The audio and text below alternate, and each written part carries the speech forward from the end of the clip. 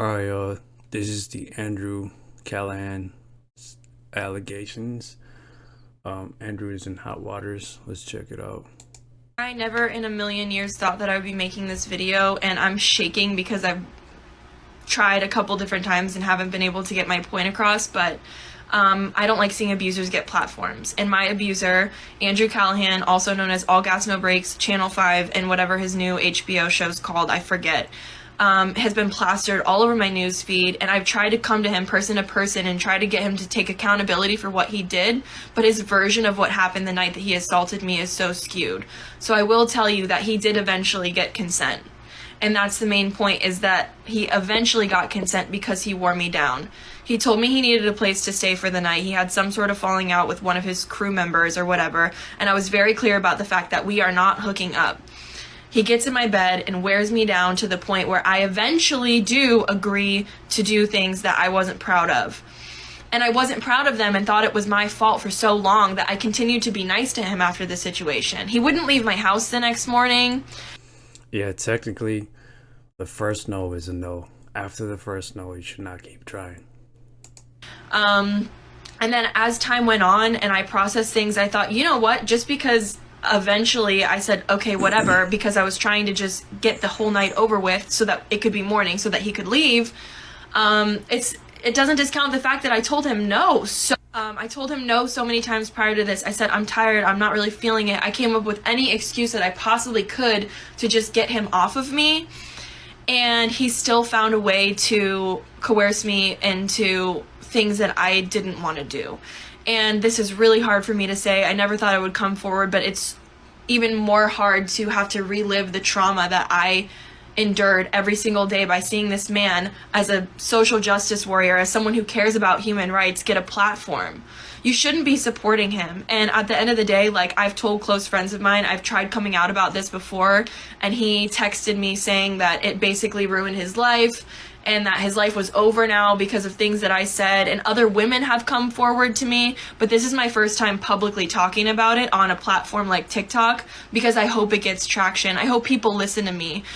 I hope that if something similar has happened to you, that you know that that's not your fault. It wasn't my fault what happened to me, just because I eventually caved. This is so hard to do, but I eventually, I was really hoping that he would eventually take accountability, but he just texted me this skewed version of what he thought had happened, and in that moment, it wasn't fight or flight, it was freeze. I froze, and I couldn't control my body anymore. Not to mention, he got me really drunk that night. He was trying to buy me all kinds of the best kinds of tequila at the dive bar we were at, and a lot of people don't believe me. I've got receipts, I've got photos of us, I've got text messages, but you shouldn't need that. You should believe me, and you should stop supporting Andrew Callaghan. Take away. I think you should listen. Honestly, I'll be honest with you. You should listen to the person and not dismiss. But I wouldn't collect all the evidences and hear both sides of the stories before you quick to jump to a conclusion.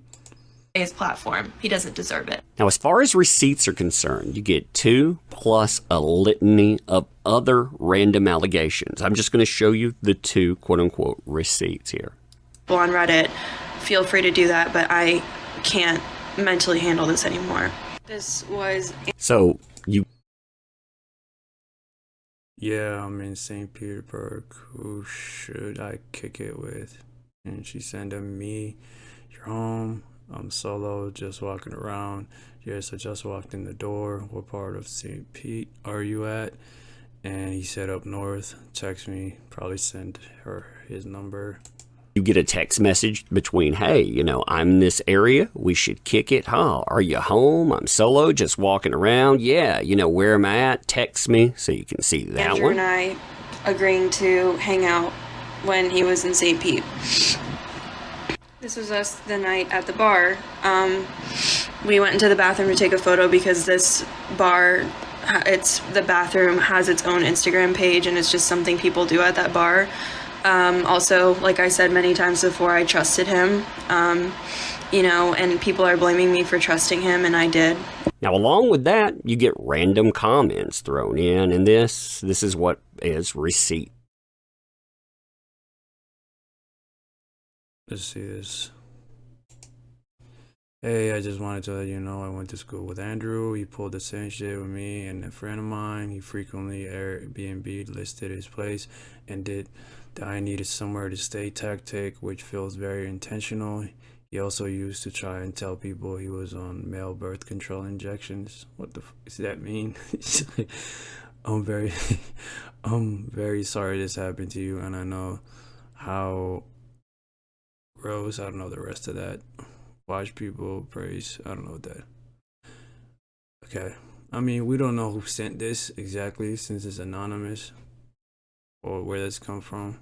Thrown in, and this is what is receipts for this video. Now, along with that, you have a secondary accuser, one whose videos have been seen around 100,000 times on Twitter. So I told him I would take him home because he lived close by, but that I did not want to have sex in my car at all. I did not want to have sex with him again, ever. And after we got to my car, he started advancing towards me, started touching my inner thigh, and pulled me forward and started kissing my neck. So I really couldn't move out of the position. He was holding me like tightly. And he proceeded to put his hand down my pants. I told him to stop. I told him to get off of me multiple times. He tried to put my hand down his pants, and I was, fighting against him during this, told him to please stop. And he said, you could at least, and I said, no, I don't want to do that. Get out of my car. At that point, it was, I'm not taking you home anymore. Get the fuck out of my car. And he just got mad, really. He was mad that I would even say that, but at the same time, he was laughing at me and continued to try to kiss me and was like, are you serious? Come on, come on. Yeah, it was not fun. So I told him to get out of my car again. He wouldn't get out. And he said, you could at least take me home.